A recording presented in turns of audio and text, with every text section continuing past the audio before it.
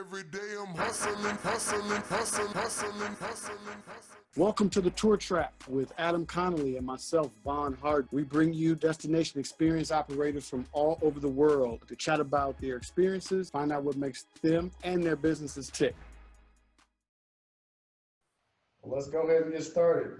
Tell us about Pizza City, USA. So Pizza City, USA is kind of an outgrowth of my book, Pizza City, USA, 101 Reasons Why Chicago is America's Greatest Pizza Town. And the book came out about 2 years ago, and shortly before the book came out, my wife and I started this tour business. We really wanted to highlight more than what typical tourists see in Chicago's pizza landscape. You know, they usually come to Chicago, they spend all their time downtown in River North or the Gold Coast, and they walk within 6 blocks of their hotel, and they hit typical stuffed or deep dish. There's different styles of pizza, one of those places. And then we realized, you know, I did all this research. I went to 185 places in 6 months, and I realized that there's a lot more than deep dish in Chicago. That's actually not the most popular style of pizza in Chicago. And I realized that there are different styles of pizza here. So the goal of the tours is to expose people to 4 styles of pizza on every tour. What is your definition and what is a Chicago style pizza? Tell us. So there are actually 3 styles that were born really in Chicago. The oldest and the most popular among people who actually live in Chicago is something called tavern style. It's a round pizza. It's cut into squares. It's very thin and very crispy. It's also known as a bar pie, tavern pie. Started in the 1920s and 30s. People would stop at the bar on their way home from work. The bartenders realized they'd get you to buy more beers if they give you something salty to eat. So they would make these little pizzas in makeshift ovens, and they'd cut them into squares. You could pass them around, and you could eat it on a cocktail napkin, have a square or 2, and then go home for dinner. So it was always intended as a snack, but it has evolved to become Chicago's predominant style of pizza. So that's really the oldest style of pizza we have in Chicago. Then there's deep dish, which came around in 1943 from a tavern that was doing thin. They decided to do something different. They put it in a larger, it's like a 2-inch anodized steel pan. They built it in reverse, so it was dough, cheese, topping, sauce. And that took a while to take off. In the 50s, they opened a second place, and then in the 70s, it really took off in 71. That was kind of the golden age of deep dish in Chicago. But also in 71, a place called Nancy's said, you know, all these places in Chicago are opening deep dish. Why don't we do something different? Why don't we make a pizza rustica that we had in Italy, which is a stuffed pie with salami and eggs and cheese? And so they said, well, instead of doing salami and eggs, we'll do pepperoni or sausage, which is the most popular topping in Chicago, with cheese. And then on top, they'll do another thin layer of dough, and then the sauce goes on top of that. And that is what most out-of-towners know of as Chicago pizza. That's really interesting. I'm also really hungry now. Oh, good. Well, one of the things that I talk about in the book is OBR, which is optimal bite ratio. And you don't really get an OBR when you're eating a stuffed pie because it is so much dough and cheese. It's why Jon Stewart famously called it a lasagna in a bread bowl. Some people call it an above ground outdoor pool. It's overwhelming. It's massive. It's too much. It's like an Afghan for your stomach.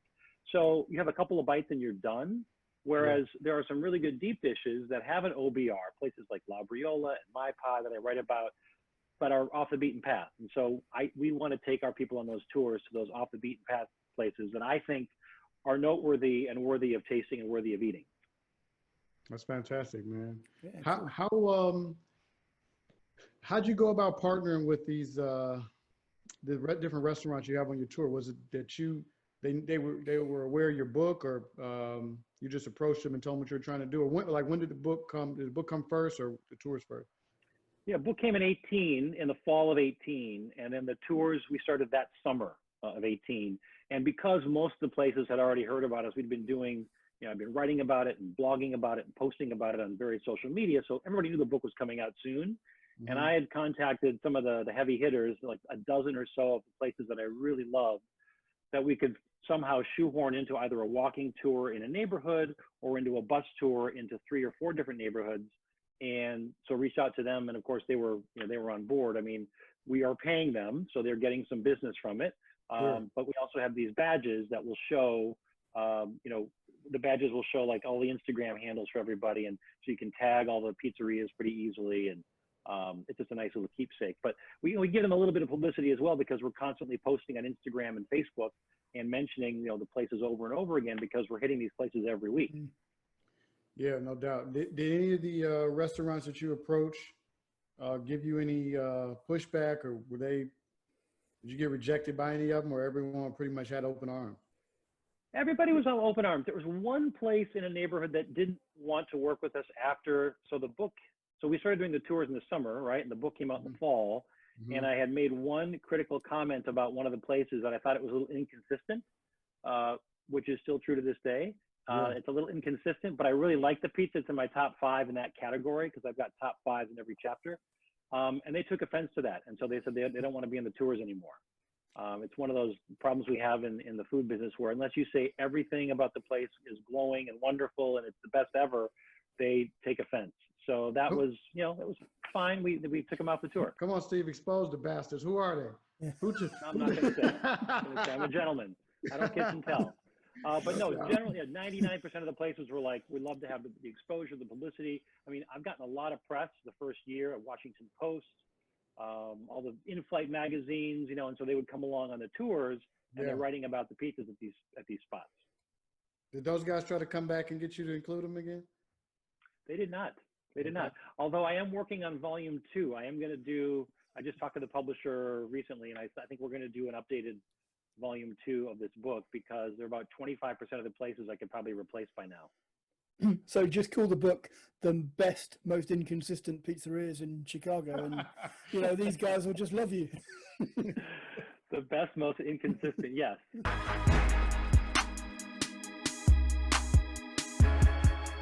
Now, about how many slices of pizza, or how full would you say a guest will get in one of your tours? Well, you know, when we say we get the equivalent of a slice per stop, you think, you know, 4 slices, maybe not that much. But when you start off, like on our bus tour, with a slice of La Briola deep dish, which has got, you know, quite a bit of with healthy, rich mozzarella, pecorino romano, Calabrian chilies inside of some fennel-laced sausage, a pretty considerable cornmeal crust, that's a significant slice. Then we're going to go have an artisan slice at Roberts, and then we're going to have some tavern style at Pat's, which is little squares, which is kind of unlimited, because we always, you know, they're Italians and they always serve us too much food. So everybody takes about 5 or 6 little squares. And then we have a Detroit style pizza, which is quite thick, but it's also, you know, maybe 3 inches by 3 inches, 4 inches by 4 inches. So you get enough. We've never had anybody complain about not getting enough food. I've never seen any review on TripAdvisor that they didn't give us enough pizza, which, you know, it's like the Jewish grandmother in me is like, did you get enough to eat? Did you get enough to eat? So I always want to make sure you have enough to eat, but we always have leftovers. I'm in the distribution. Pre-pandemic, would you say you did better on the private tours or on the open tours that you have, the scheduled tours?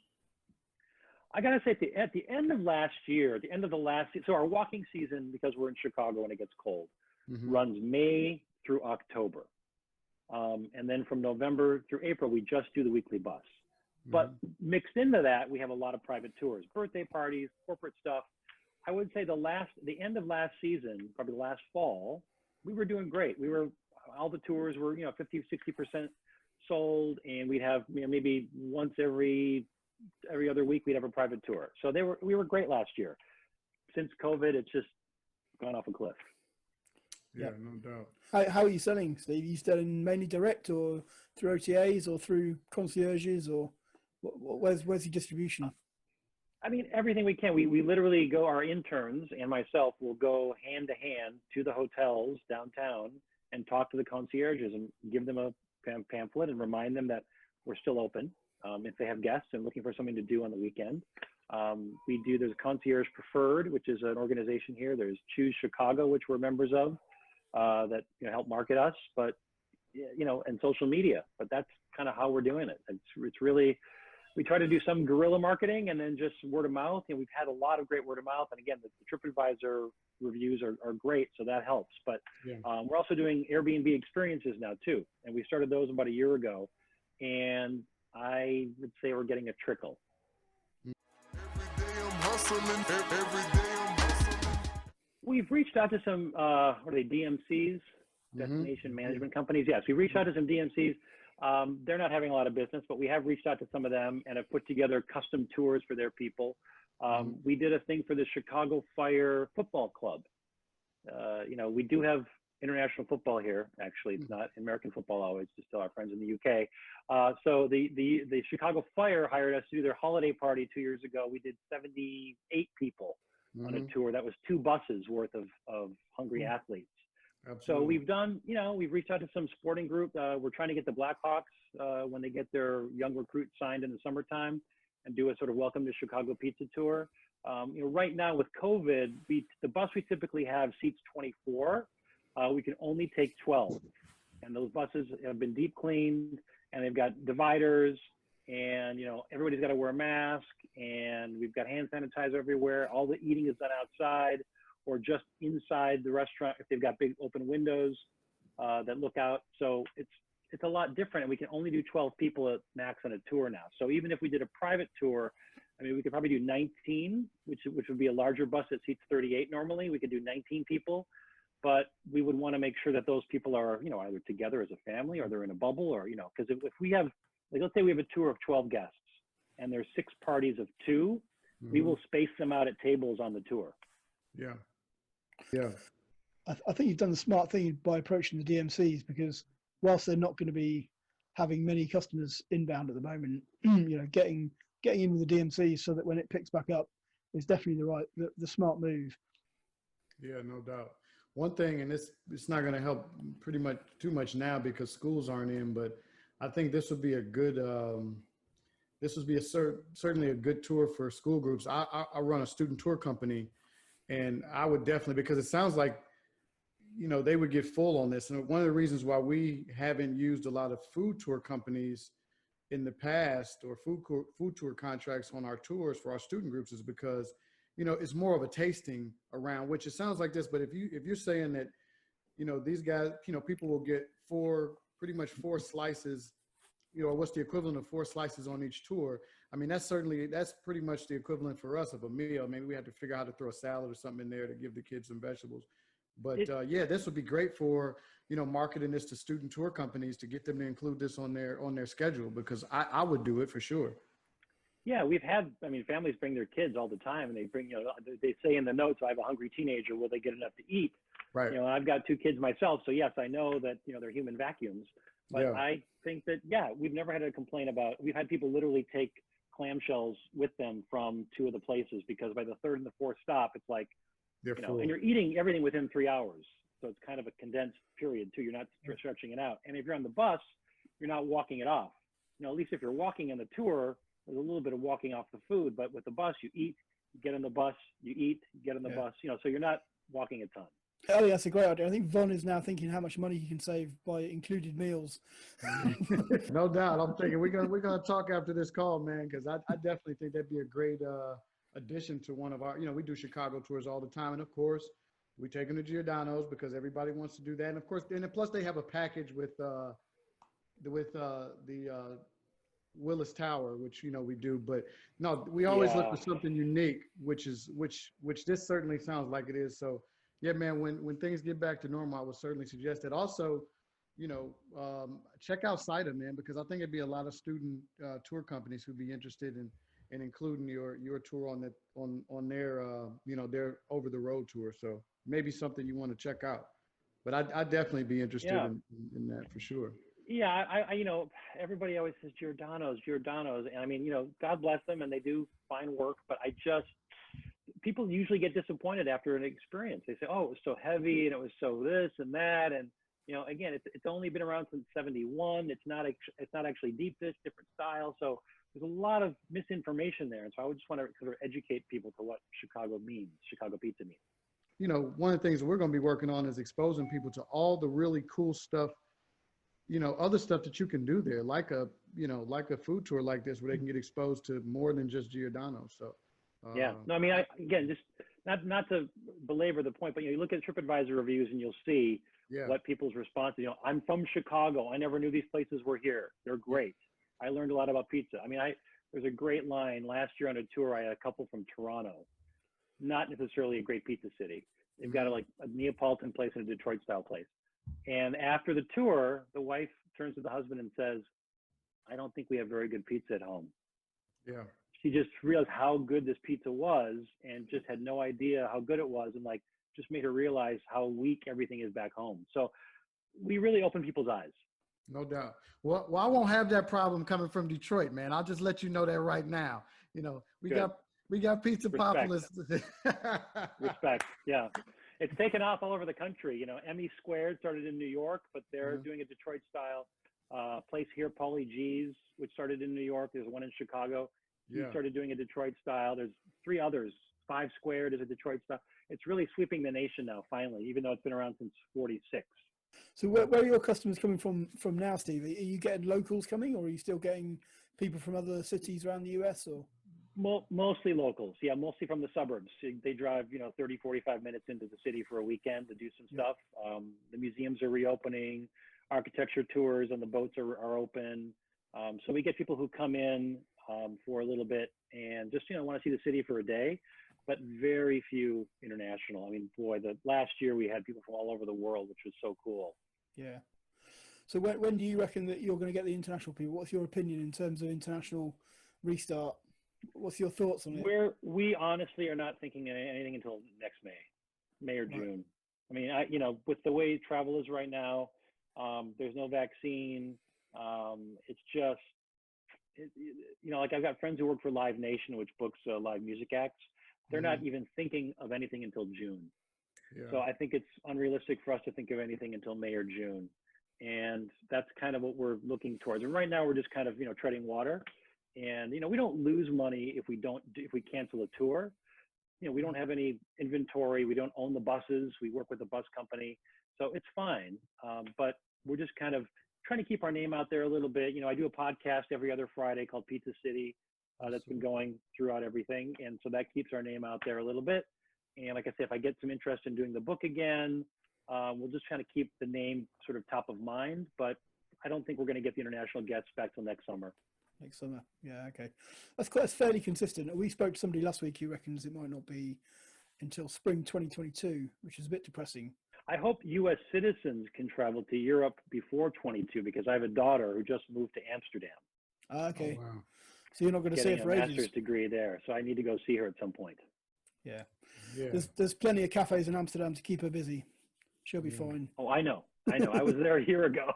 Not very good pizza in Amsterdam, I'll say. Not the greatest pizza. No, she needs to get in a car and drive south over the Dolomites. No offense, but there's not great pizza in the UK, is there? In London? No, typically there isn't.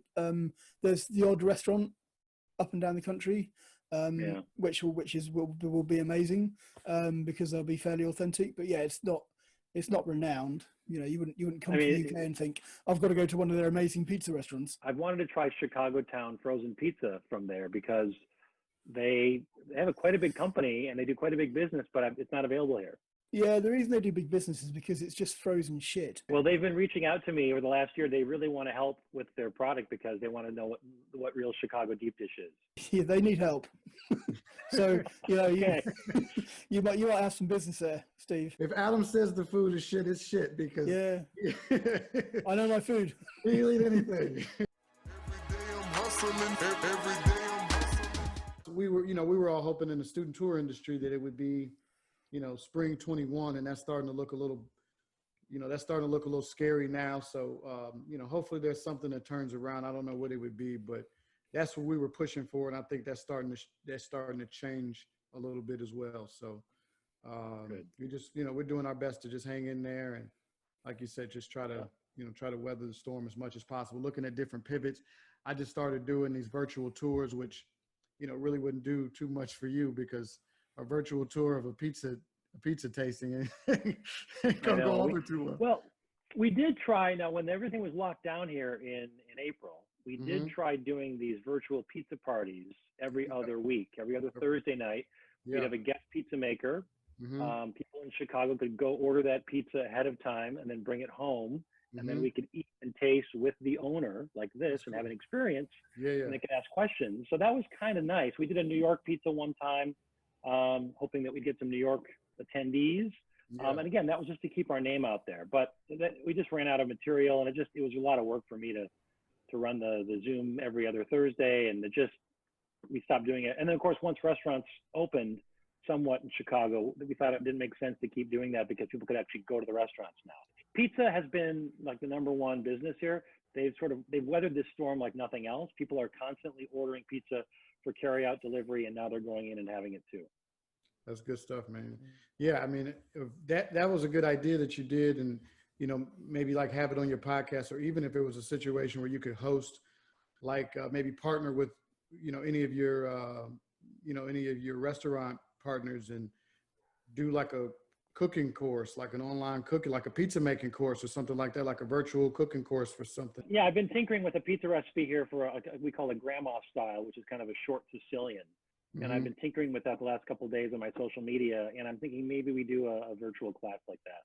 So I don't know how much you know about group tour professionals. I don't know how much you could know about us. We're relatively new, but we look to a lot of the operators to try to find out, what could we be doing more of for you guys as independent operators? Like how could we help? How could we add value? Because essentially, it's what we're doing is worthless if we can't really make it valuable for you, our members or our would-be members. So what are some things you think would be good that we could offer you guys? I mean, inbound leads, inbound business. People, I always wonder, how do people hear about us? Do they just Google pizza tours? We have a competitor in town that has an 8-year head start on us called Chicago Pizza Tours. So it's a little tricky. I think they're suspended right now for business because they own the buses and they've got a lot of overhead that we don't. But I think how to help us would be sending customers our way, somehow getting the word out and giving us some sort of warm leads for either private events, private tours, or, corporate stuff, or just individuals.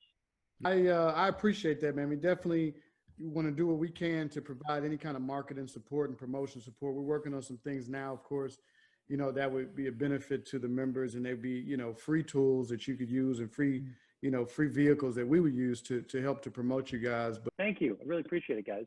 No worries, man. We definitely appreciate your time. Thanks for hanging out with us for a little bit. We definitely going to do, as Adam said, our best to get the word out about you guys, and anything else that we can do to support you, we're happy to do it.